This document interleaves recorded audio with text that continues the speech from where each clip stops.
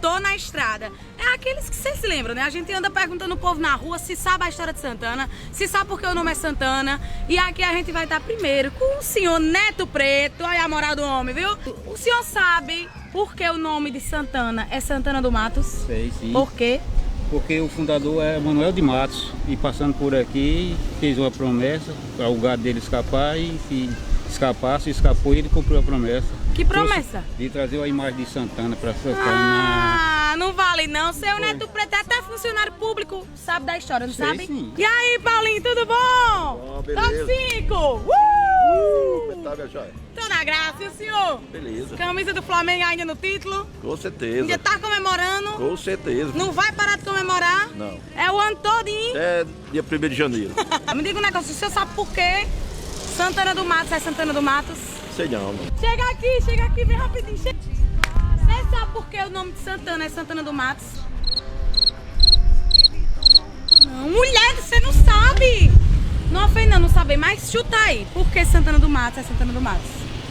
Porque aqui tem muito mato. É. Jesus! Vocês viram aí que nem todo mundo tá por dentro da história de Santana do Matos e nem do porquê Santana do Matos é chamada assim.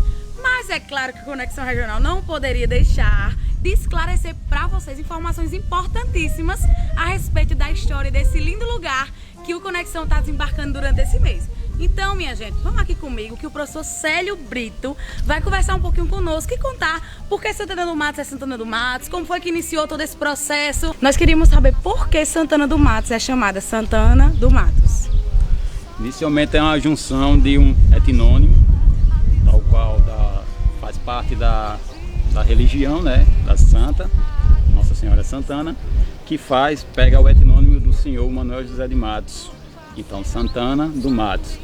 Tá um nome religioso, né? Faz parte de uma linha religiosa, ao qual junta-se ao nome de um ser humano que nós consideramos como pecador. Então faz as duas junções. Então esse etnônimo gerou o nome Santana do Matos. Então, para falar um pouquinho mais sobre a história de Santana, é melhor a gente sentar e discutir um pouquinho mais sobre toda essa história contada que vem passando de geração em geração de uma forma oral entre a população da nossa cidade. Vamos lá então, professor. A história em si de Santana do Matos, ela é contada, ela tem duas versões. Uma contada pelo historiador, o folclorista Câmara Cascudo, e a outra contada pelo senhor Nestor Lima. Uma é que na versão de Câmara Cascudo, essa que é a mais aceita, é a mais conhecida entre a população, ao qual se discute mais, é que o senhor Manuel José de Matos, ele já vivia aqui. Sim. Uma ocupação de fazenda, já tinha sua fazenda, e num período de uma estiagem prolongada, o gado morrendo, ele faz uma promessa à senhora Santana, e que se voltasse a se restabelecer a questão de água, recursos hídricos, para que pudesse manter todo o seu gado, ele construiria uma capela, e essa capela seria em homenagem a Nossa Senhora Santana. E aí, essa é a primeira versão, ao qual a segunda versão é contada que, na verdade, o senhor Manuel José de Matos seria um comerciante de gado, que partindo nas margens, vindo de Pernambuco, e fazia todo esse percurso aqui de outras localidades, comprando e negociando gado, chegando na fazenda Bom Bocadinho, ele adoeceu e fez a promessa, Nossa Senhora, que se voltasse, conseguisse restabelecer sua saúde, retornaria a Pernambuco e, se organizando, retornaria e compraria o terreno e construiria, doaria para a construção da capela. Essa é menos aceita, é mais discutida a primeira, essa de Câmara Cascudo. Mas me conta uma coisa, o senhor, enquanto professor, quando está tratando desses assuntos com seus alunos, qual é a verdade que o senhor leva para eles? Ou prefere falar das duas versões? Como é que o senhor faz nesse sentido? O simples fato de a gente não ter um documento, uma formação, uma linha de tempo de documentos que registre realmente a formação dessa fazenda, o proprietário José Manuel José de Matos, então aí a gente não consegue. Eu sempre falo as versões para que você possa ter assim, o imaginário, e você, ao longo do tempo, você conseguir construir as localizações e você procurar entender junto aos meus alunos se realmente qual tem uma maior fundamentação. Sim. Entretanto, volto a dizer, são versões que são tratadas de forma oral durante toda essa formação, mas a história em si conta com um outro personagem, que é o padre João Teotônio de Souza e Silva. Então, a partir do padre João Teotônio, aí sim nós temos documentos que relatam a trajetória de linha de tempo sobre Santana do Matos. Sim. É tanto que em 1821, o próprio padre João Teotônio, ele é o responsável por levar um requerimento e faz chegar até a corte de Dom Pedro I, e no meio da política do Rio de Janeiro, ele faz com que esse documento chegue até as mãos de Dom Pedro I, ao qual esse requerimento faz o pedido que Santana passe a ser freguesia. É um status elevado para uma formação de povoado naquele momento. É tanto que ele passa a ser, essa freguesia, ela passa a ser, após ser aceita, tá? Ser aceita, ela passa a ser a primeira freguesia dos primeiros 20 anos do século XIX. Um grande marco, né, para o estado do Rio Grande do Norte. Que no ano seguinte volta o padre João Teotônio, ele se torna o primeiro pároco da freguesia. Então, realmente, Santana do Matos tem uma importância muito grande a nível do estado, né? Sim. Às vezes as pessoas não têm dimensão disso, especialmente o pessoal que está em casa, o pessoal do Seridó também, que às vezes tem curiosidade de conhecer. Agora entendeu que tem que respeitar a história de Santana, né? Um pouquinho. Na mesma linhagem, em 1853, Santana do Matos passa novamente a fazer parte da Câmara. Quem administra o município vai ser a Câmara Municipal, a Câmara de Açu. Sim. Passa a administrar o município. Então ele perde novamente o status de município e fica aos cuidados administrativos de Açu, da Câmara de Açu.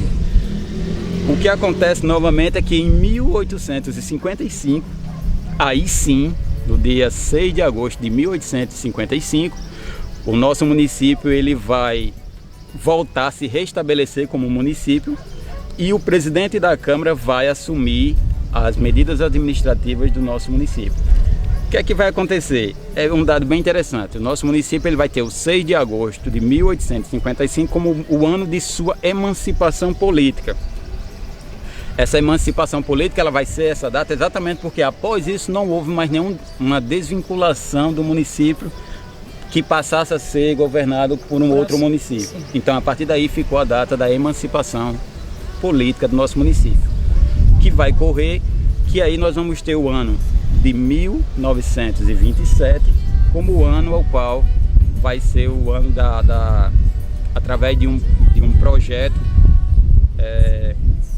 o deputado estadual Manuel de Melo Montenegro, perdão, ele vai lançar o projeto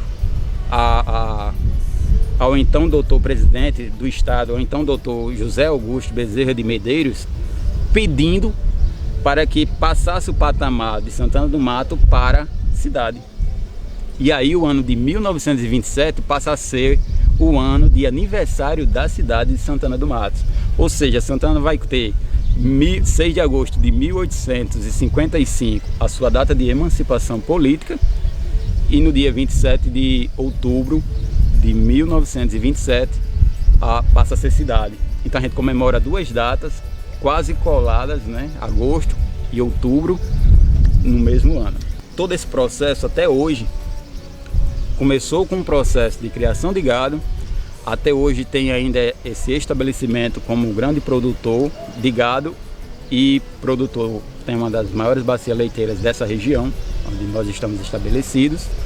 Mas um dos pontos que a gente acha ainda fraco é porque nós somos ainda exportadores de matéria-prima. A gente exporta muito leite e a gente tem pouco desenvolvimento de uma forma mais industrializada. Nós temos uma indústria mais artesanal no nosso município em relação a esse derivado. Mas enfim, são coisas que podem ser desenvolvidas ao longo. Com certeza. E nós queremos agradecer, viu, professor, pela sua disponibilidade, por ter nos fornecido essas informações importantíssimas. Que esse quadro não é o mesmo sem uma pessoa que saiba, né? Ainda mais um professor. Então, muito obrigada, viu, professor? Não, eu que agradeço a atenção de vocês e é sempre bom a gente mostrar um pouco do nosso município.